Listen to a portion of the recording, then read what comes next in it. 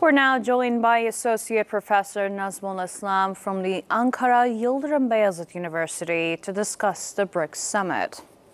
Good to see you, Nazmul. Thank you. Thank you so much. Now, what are the main issues and topics expected to be discussed during the 16th BRICS summit in Kazan? Indeed, I mean, what we have to look here, the BRICS, they are doing these summits from various perspectives. I mean, if we look to the history, why BRICS was even established, it's very clear they want to make a new world order, especially from the global south and global east. And it was very clear it has been led by at least one of the very strong countries like Russia and China. So when it was established, it has some sort of let's say like competition with the global West, especially the Western Bloc and Western Alliance. So from the beginning to now, it's very clear that one of the major aim of this bloc to initiate the economic cooperation with the global South, especially global South and global Eastern countries like from the Central Asia to Southeast Asia, and also to some extent the African countries. So they want to make a new blocks, and then they make a check and balance with the Western countries. So now what we have seen in recent times is not only a mean of economic cooperation, because this BRICS summit is a really a good opportunity for Russia, especially for the for the Putin, because it's the first time we can say, like, he has good access to make a understandable dialogue and let's say like a good reconciliation with different kinds of leaders from many countries. And as we have seen, the more than 24 head of the states will join this BRICS summit, and more than 35 states representatives will join this meeting. So it's a really big opportunity for Russia to dialogue with them and to show to the world like why Russia is important. Even we know the war is still ongoing with Ukraine. So it's not only an issue of economic cooperation for now. Apart from that, the BRICS, it's very clear they have a multilateral aim. I mean, we have seen since Cold War, or after the fall of the Cold War, it was really hard for any global East or global South to show them like, okay, we are also one of the powerful bloc to play our goals in a rule-based international order. So this kind of blocs, this kind of groups like BRICS, they give them access to show to this the real hand or real caution to the exist multipolar, or let's say like multilateral world from the Western Bloc. So BRICS is also one of the things that is creating this multilateral new world order system. Whether it is in a successful process or whether it is in a transition, it's a very big question. But still, we can say like, okay, they are making a good, understandable position from the global South and global East.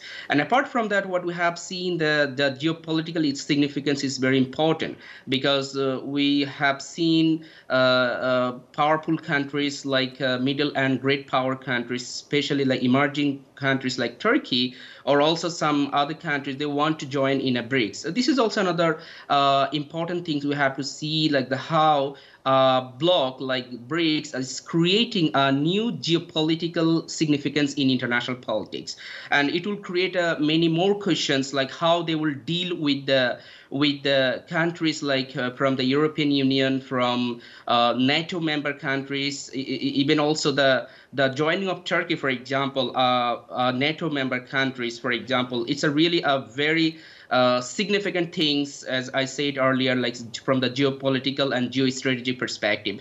So the BRICS is not only things we can say like, the current meetings will not be hanged with economic cooperation. Rather, it will have a geopolitical, geostrategic, and also, I mean, geosecurity significance. And as it's very clear for Russia, it's a very good chance to show to them like, okay, they are the part of the world. They want to create a let's say like, for in a debating part, like for a peaceful world, by making such kind of role in a BRICS, especially the 16th summit. Even the choosing, let's say, like for example, making this meeting in a Kazan, for example, Russia also make some kind of message to the world, like let's say, like this is the Muslim a place, especially the territory of Muslim, capital of Tataristan, and also they want to show like okay, they don't have any kind of let's for making some arguments, like they don't have any plan to make some sort of colonized movement, as there are many arguments has happened in the recent times when they attacked on Ukraine. So they want to show to the world like, okay, BRICS and making a summit in Kazan, they want to show to the history they don't have this kind of colonized project. But it's still a very argumentative things. But as I said, like for Russia, it's really a big opportunity for them, especially for Putin, to sit with the global leaders or different kind of leaders and to show their aims and goals. How will the BRICS nations aim to strengthen economic collaboration during the summit, particularly in the context of global economic uncertainty? Yeah, I mean, we are living in economic uncertainty. There is no question about that. But the thing is here, since the establishment of BRICS, we have seen that they have one goal to make a alternative economy. But what we have seen, they are not that much successful to make such kind of things in a globalized world system, because it's all about the questions of internationalism. So the BRICS, they want to make a good collaboration with the Southern Bloc, especially like China, for example, South Africa, or maybe, I mean, India, for example. But what we have seen, there is many kinds of interest-oriented differences between these all countries. For example, India is having a very understandable and very smooth relations with Western Bloc, and also South Africa, they have their own agenda and aims, and China also to some extent they are doing their own kinds of economic cooperation at the same time with the West and also with the global South. So the economic cooperation is real. I mean, they need it. They want to make a new world order, especially by making a new economic world order. But since they are established till now, we didn't see any kind of actually effective steps. We didn't see any kind of role, any kind of policy, even policy. It means like, in real level that we can say like, yeah, they are really making a very good steps to make a new alternative economy. But yes, in future, that would be the very good cooperation in terms of economy, because both countries, especially when we're talking about China and India, they are the one of the powerful economic house is when we are talking the resources and also population.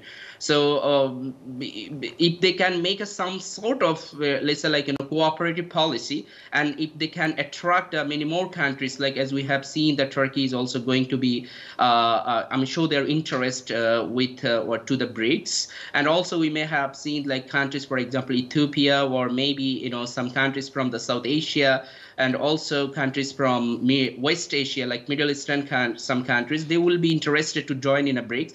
Then we may see some kind of, the economic cooperation within these countries. But it's still like, for example, making a common currency. It's a very big question for the BRICS, but BRICS has a plan to do it. But I don't think so. It is in a very sustainable position to make such kind of policy.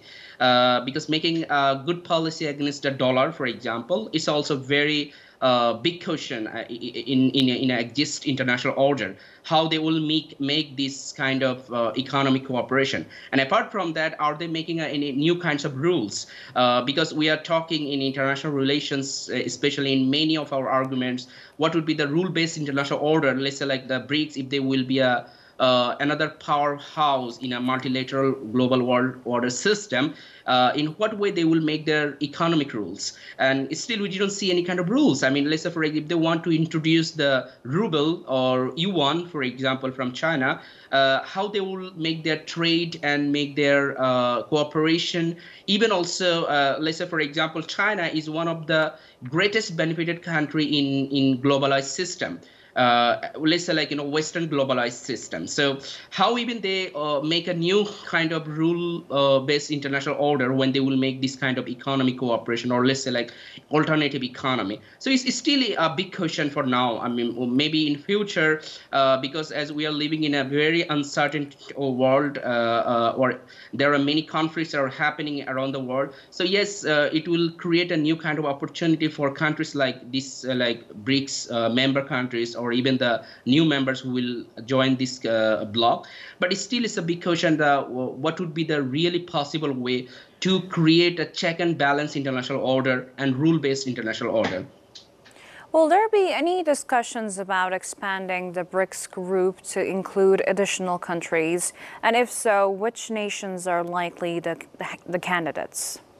I mean, it looks like even the official website of the BRICS 16th summit, it shows like Turkey is a very, I mean, they're giving very importance to Turkey because of many reasons. As I said earlier, one of the thing, Turkey is a NATO member country, so it's the first time NATO member countries shows their interest to join in a BRICS. Apart from that, it looks like the Ethiopia is also in a very good position to make a good negotiation to be a member of BRICS. And also we have seen some time to time, like there are other countries, for example, let's say like Iran, for example. Even also the BRICS have some kind of policy and cooperation to make join some Middle Eastern countries, like especially Gulf countries. Maybe I mean it's still in a process, but they are also in a discussable, or we can say like in a process to be a member. Not exactly the member, but let's say like as an observer of the BRICS, or also some countries from the Central Asia, and also like countries from South Asia, like let's talk the Pakistan, for example, and also some other countries, especially from the Southeast Asia, country from the ASEAN, let's say. So they have interest to join in a BRICS. But for this summit, it's very clear from the both sides, let's say like from the BRICS side or BRICS exist member, and from the Turkish side, it looks like Turkey is in a very let's say like a very good position to negotiate whether they will be the member or not. But they are in a very good position actually to be a member of the BRICS. With rising geopolitical tensions globally, how will the BRICS leaders seek to address conflicts or foster cooperation in the international arena? Yes, I mean, it's very difficult, when we're talking the geopolitical tensions, the one geopolitical tensions we can talk the global south, like BRICS, for example, what Russia is doing in Ukraine, for example. We have to talk, let's say, whether it is in a right direction, whether it is maintained by international law. So it's a really big questions from geopolitical perspective. And on the other hand, also the another geopolitical tensions we have is ongoing, like, Israel and Palestine problem. And the way the Western Bloc, and especially from the many countries from the West or NATO member countries, how they are supporting the Israel, it's also creating another geopolitical tensions. So I mean, it's a total vacuum of international power, or we can say the rule-based international power, because nobody is maintaining or nobody is caring anything. Let's talk about international law. So in this situation, yes, I mean, we are seeing this kind of initiative. We are seeing this kind of summit or events. It's a good thing for competition, but I don't think so. Nobody's offering something that would be the sustainable or durable solution, especially that will make a peace and sustainability in the region. So these geopolitical tensions, I'm sure it will be ongoing because there is a huge competition. We are not still in a situation, let's talk like there will have a new Cold War, but it's true, these geopolitical tensions, it will be emerged much more from now because nobody's giving any kind of solution. Everybody stays supporting their own policy. Let's say, like as I said earlier, like from the Russian perspective, they're supporting their own legitimacy, why they need to do this kind of, or need to do continue their conflict with Ukraine. And also from the other side, let's say like the many member countries from the NATO or European Union, even the whole Western bloc, how they're supporting the Israel, it's also creating a very big questions, like the geopolitical tensions is not going resolved very soon. Now, lastly, how might Russia's leadership of the BRICS summit influence the group's stance on key global issues, especially given the country's current international standing? And could this summit see any concrete proposals for reforming global financial institutions or creating alternative economic structures that better serve BRICS countries? Yeah, it's a big question. Even since the establishment of the BRICS, let's say like the countries like Russia and China, are they offering any kind of new world order system? Why it's a big question? As I said earlier, the both countries, they are taking benefits from the Western, let's say, rule-based multilateral system.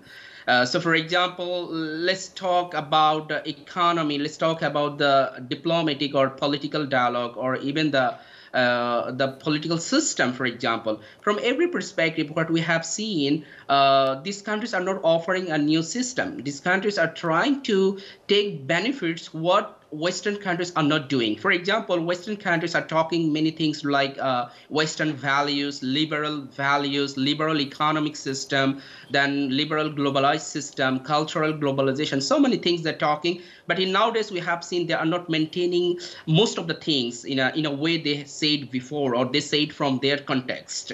So this is the actually, or we can say like these are the opportunities for the countries like the China and Russia, or even the global South, to take and to initiate the new formula.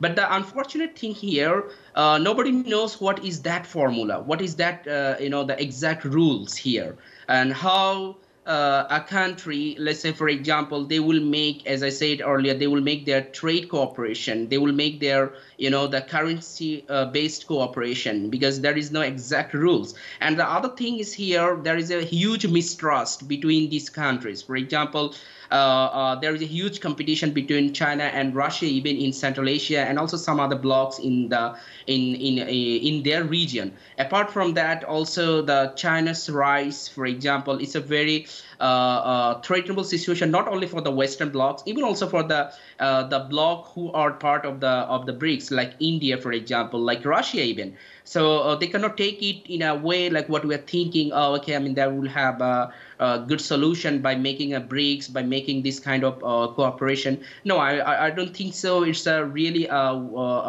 very let's say optimistic things at this point. But yes, I mean, this kind of cooperation, of course, it has some future values. It has some future cooperation, because having even a multilateral bloc, it's important for making a new world order. So we can say like, it's a very initial process, or maybe it's in a transition.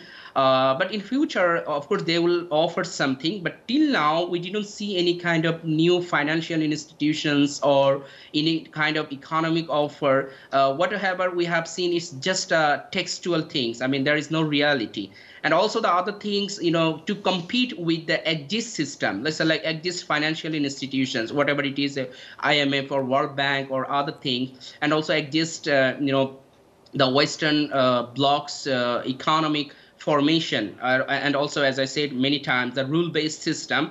It's very hard for the BRICS, the exist countries, to offer something that they can compete with those blocks, with those institutions. So it's a really, I mean, I don't think so in a current time, they really can compete with this system. But having, as I said, having a block, having a cooperation, having an institute, having a, let's say, like at least to talk in some place, it's important for the future. They can do something, maybe, as there is a huge debate in international politics. It's not about the rise of the China. It's not about the rise of the India, or even to some extent Russia. It is about the declining of the West. So declining of the Western power will give the opportunity to the global Southern blocs, global Eastern blocs like Russia, like China, even to many extent like Turkey, for example. So, I mean, having this kind of cooperation will give a long-term opportunity for this bloc. I mean, maybe we are not seeing this kind of things now, but if the Western blocs, if the exist international system, if they cannot offer a new things, if they can't maintain their liberal economic or liberal political values, then these countries will take this opportunity. But for now, still, I don't think so. There is a things there that these countries can compete with the offers that we are taking from the Western blocs. Nazmul, thank you for joining NewsHour and thank you for your analysis. Welcome. Thank you.